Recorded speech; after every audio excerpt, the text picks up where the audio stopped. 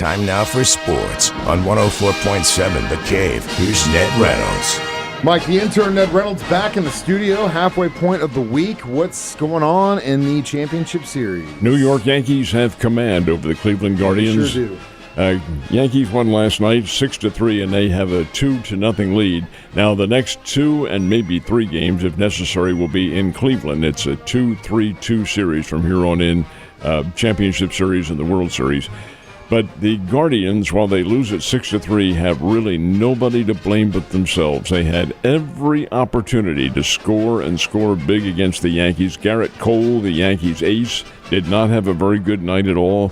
And yet Cleveland shot themselves in the foot, to use that trite cliche. They left 11 runners on base. 11 on base. That's you're not going to win doing that. And twice Cleveland left the bases loaded without scoring. You knew the Yankees would capitalize on that. They did. Aaron Judge had a big 2-run homer in the 7th inning. Gleyber Torres, their shortstop, he's in another world. He had 3 more hits last night. He's been leading the attack. But the bottom line is the score, 6-3, Yankees win. Yankees lead by 2-0, headed to Cleveland for the next game tomorrow. Got to win that one for sure. I honestly, I'm not the biggest fan of the Cleveland or more specific Ohio sports teams, given the fact that we've got the Bengals in that state, but now you have the Guardians, have the Browns there too. Well, I know that, but what I was going to say is that given the fact that their baseball team made the playoffs, that's great, but then they lose, it's going to be a dark winter in that state with the Bengals, Browns, and what happened to your Guardians. But we also got a ball game tonight, Game 3, and this one is on the East Coast. It will be at Citi Field in New York. New York's a baseball capital right here. They have the Yankees and the Mets both playing in their series. And the Mets and Dodgers will get it on at Citi Field in New York, which is out on Flushing Meadow, which is on Long Island, but it's part of the city. And they'll have a big crowd rooting them on. Hey, the series is tied at game apiece, and anything can happen. So they play tonight. They'll play again tomorrow at Citi Field in New York. And this is very big, and they play the third game there if necessary. But a New York Mets situation here is maybe the baseball gods are smiling on them because they have a very good chance here. I think the Dodgers have the better team, but you never can tell in a short series. Pitching always is the dominant factor, and the Mets do have some pretty good pitchers, so do the Dodgers for that matter. Anyway, Game 3 coming up tonight at Citi Field.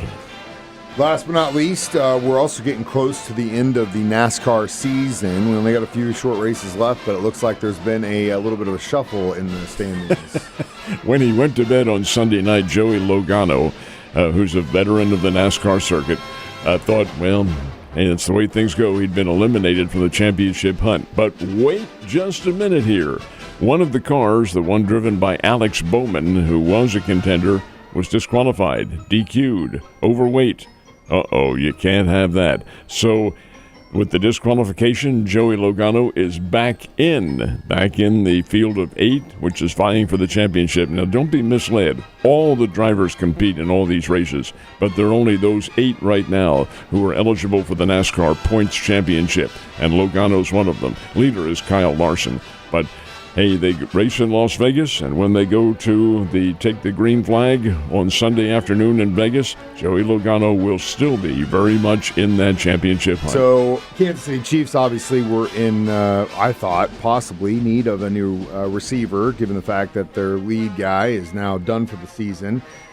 But it seems that Fates had other plans for a couple of guys yesterday. Oh, I wonder, really, were the Chiefs ever in the hunt, and did they ever do any negotiating? That's the key. Well, the thing is now we've got 4 tight ends and 3 running backs. And if that's the look, then maybe that's the look. The thing that the thing that makes me the most positive about actually pulling off a three-peat isn't anything going on in the offense. It's what Spags is doing on the defense. What he's been able to do so far this year has been insane. And if that continues to grow and that D stays good, I have a really good feeling about this. Well, you can't argue that point because the defensive line has just been overpowering. They've stifled any attack that's been forthcoming from them. Offense hasn't been great, but it hasn't needed to be great. If it needs to be, Mahomes will make it great. Now, the big trades yesterday were Devontae Adams going from the Raiders to the New York Jets, and Adams now reuniting with Aaron Rodgers. These guys were the Packers' offense.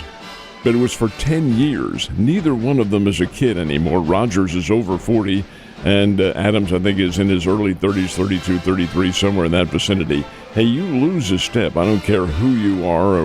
You're not Tom Brady. He was he was unstoppable. But Aaron Rodgers is not as sharp as he has been. However, he is reuniting with the receiver who is familiar with his patterns and so forth. So that will probably give a little bit of a boost to the New York Jets.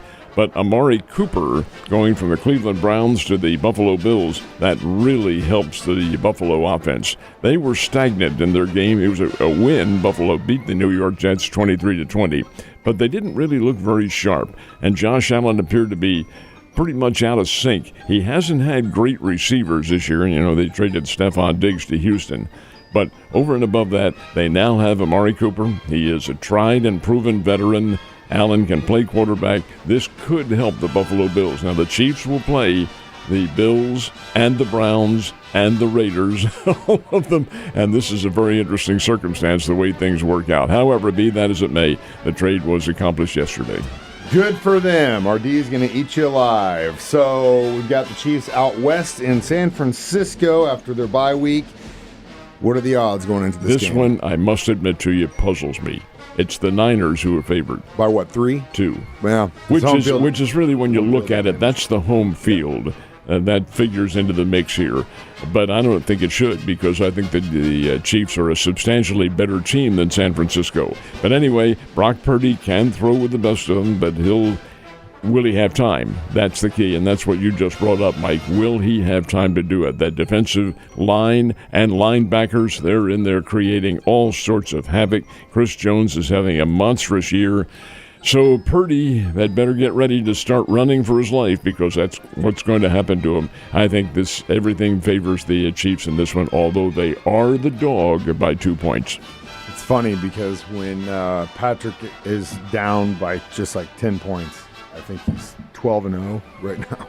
Well, we've seen it happen. It's just insane. It's insane. It's insane. It's like I said, though, when you really look at the picture, if it is possible, it's not going to be by the. And I think that was also a play from the Chiefs too. Is look at what kind of offense we're building, but at the same time, building that sleeper defense that's become probably one of the best parts of the team. There have been a couple of games this year when Kansas City's been down 10-0 in the first quarter. So what? Means nothing. Back they come, seize the lead, hold on to the lead, and this is a good team. It's a good really combo. Good team. It's a great 1-2 punch, and hopefully we can keep healthy. That's what it's all about. Last but not least, hockey is underway, and how the Blues looking so far this year? In the very early going, the Blues have played 4 matches, and they split them. St. Louis is 2 wins, 2 losses. Last night they played at the Enterprise Center up in St. Louis, and the Blues lost to the Minnesota Wild 4-1 in a wild game. But this will be, I don't think they're a heavy contender for the Stanley Cup, but they're not out of contention by any stretch of the imagination, and it is October. Yeah. Come on, we've got a long way to go in this one, a real long way. Also, the female lead Seattle Kraken, 2-2 right now. So congratulations to her, running with the big dogs and also in a suit like the other big dogs. Ned, you have a good day. I'll see you tomorrow.